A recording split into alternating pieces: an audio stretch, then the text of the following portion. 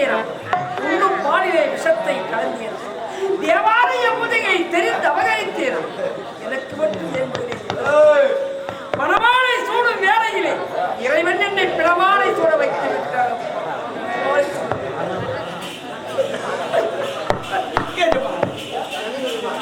ஆண்டாண்டுதோறும் அழுது கொண்டாலும் மாண்டவர் வருவாரோ மாநிலத்தில் உயிர்க்கபடி மீண்டும்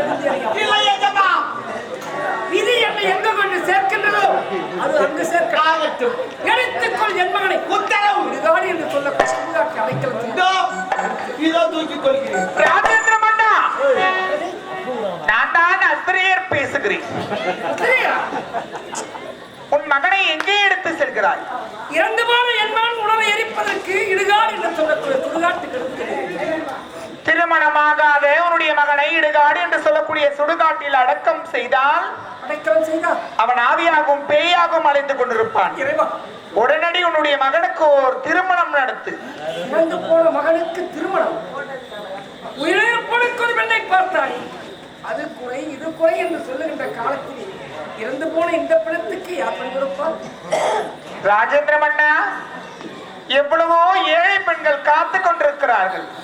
உன்னுடைய நாட்டின் பேர் பாதியையும் 10 லட்சம் பொன் தருவதாக நாடெங்கிலும் பறைசாற்று. இருந்த ஒரு மகனே இறந்து விட்டான். இந்த நாடு எதற்கு? எனக்கு இந்த நகர் எதற்கு? பொன் எதற்கு? என் மகன் நீ பெற வேண்டும் என்பதற்காகவே என் நாட்டிலே பேர் பாதியும் 10 லட்சம் பொண்ணு கொடுப்பா பறைசாற்று. இருப்பினும் இறந்து போன இந்த உடல் மறுநாள் கழித்தறியே நாற்றம் அடிக்கும். இது திருமணமனை காத்திருக்குமா? ராஜேந்திர மன்னா, கலங்க வேண்டாம். அர்த்தர் புனகு ஜவ்வாதி என்று சொல்லக்கூடிய வாசனை திரவியங்களை பூசிக்கொண்டிருந்தால் எப்பொழுதுமே என்னுடைய மகன் வாசனையாக இருப்பான். நான் சொல்வதை போல் செய், நல்லதே நடக்கும். எடுத்து செல். நம்பினார் கடவுளை 4 முறை தீர்ப்பென்பார். இறைவனை நம்பியவர் இதுவரை கைவிட்டதில்லை. இவன் இறைவன் அருளால் பிறந்தவனாயிற்று. இறந்து கூட இந்த உணவு கற்புறவாளி நமது இடத்திலே வைத்திருந்த நம் நாட்டு மக்கள் ஏற்றுக்கொள்வார். இவனை கொண்டு சென்று சுடுகாட்டில் குடியை வைத்து திருமணம் நடக்க வரையில் அத்தரு முழுகு ஜவ்வாது என்று சொல்லக்கூடிய அனைத்து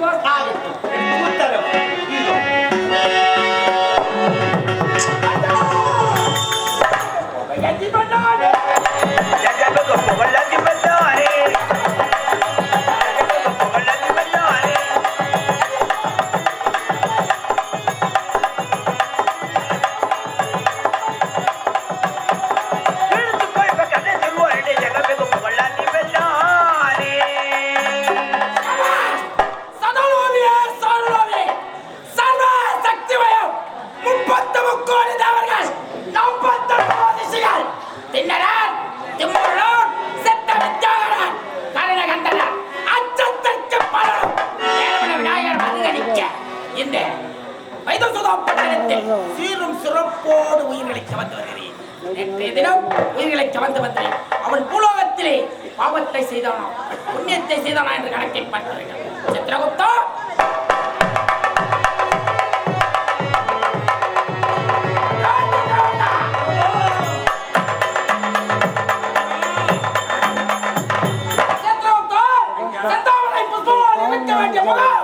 பாட்டை வதங்கி கரகரித்துக் கொண்டிருக்கிறது. என்னை மன்னித்து விட்டேன் ஒரு வார்த்தை சொல்லுங்கள். நான் எதற்காக உன்னை மன்னிக்க வேண்டும்? நீ என்ன தவறு செய்தாய்? மாபெரும் தவறு நடந்து விட்டது பிரபு. எங்கே? எப்பொழுது? இங்கே தான் நடந்து விட்டது. என்ன உரைக்கிறார்? நாச்சி பணிகள் நாட்டி மாடினார்களே, அந்த நாட்டிலே மதி மடங்கி சிவமணி உயிரை சனிக்கிழமை பிடிக்க வேண்டிய உயிரை வெள்ளிக்கிழமை என்று எப்பேற்பட்ட தவறை புரிந்திருக்கிறார் சித்திரகுப்தா? நீ எப்பேற்பட்ட நாங்கள் எல்லாம் தாயின் கருவறையில் இருந்து பிறந்தவர். உண்மை. நீ எப்பேற்பட்டவன்?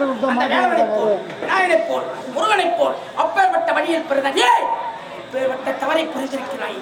ஒரு நேரத்தில் பூலோகத்தில் மக்கள் தொகை பெருக்கெடுத்து என்ற காரணத்தினால் என்னால் ஒரு நாள் உயிர்களை கவர்ந்து வர முடியவில்லை என்பதனால் ஈசனை கோரி இமாச்சலம் சென்றேன். ஈசனை பார்த்தேன், முறையிட்டேன். நான் உரைத்ததை பாருங்கள் சுவாமி, நான் ஒரு சித்திரத்தை வளர்ந்திருக்கிறேன்.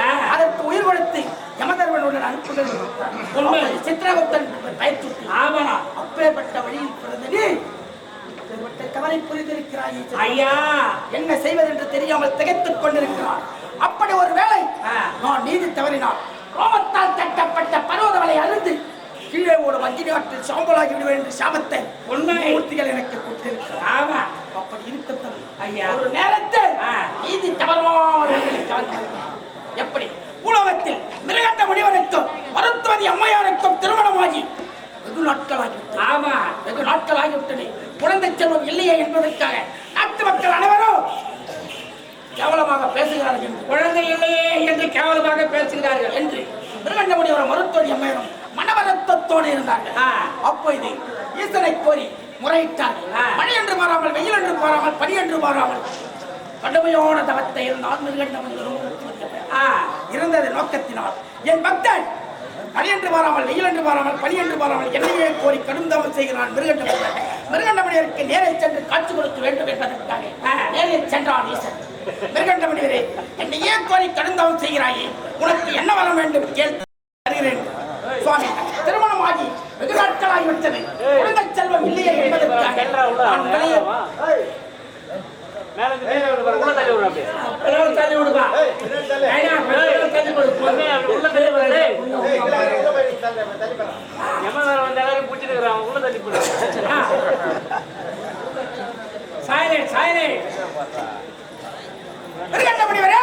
என்னையே கோரி கடும் தவம் செய்கிறாயே, உனக்கு என்ன வர வேண்டும் கேள் என்று உரைத்தார் ஈசன்.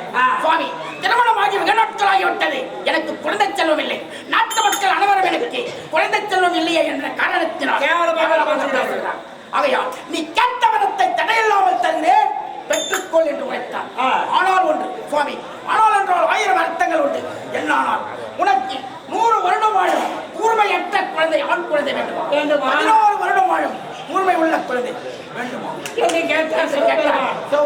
சுவாமி, தங்களுடைய அருளால் பிறக்கும் குழந்தை 16 வருடம் வாழ்ந்தால் போதும் என்று மிருகண்ட முனிவர் உரைத்திருக்கிறார். நாளொரு வேலை பொழுதொரு வண்ணமாய் கருவட்டு மருத்துவ அம்மையார் குழந்தை பிறந்தவர். ஆண்மகன் பெயர் சுட்டி மார்கண்டே என்று பெயர் சுட்டி வளர்த்து வந்தார். அவருடைய ஆயுட்காலம் 16 வருடம். நான் பாசக்கரை எடுத்து என் வாகனத்தை உலகம் சென்று மார்கண்டே உயிரை கவரலாம் என்று சொன்னார்.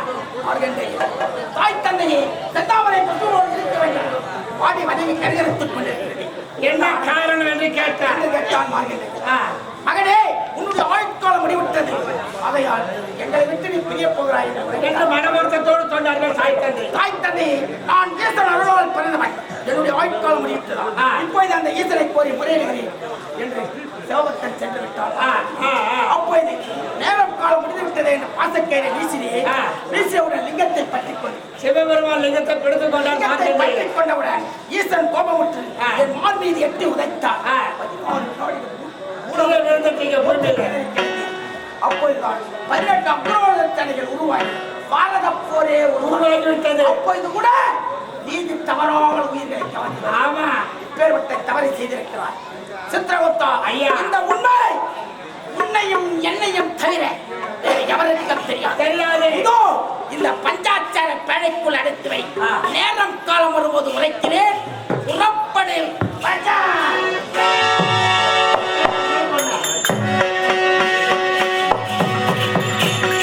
ஆட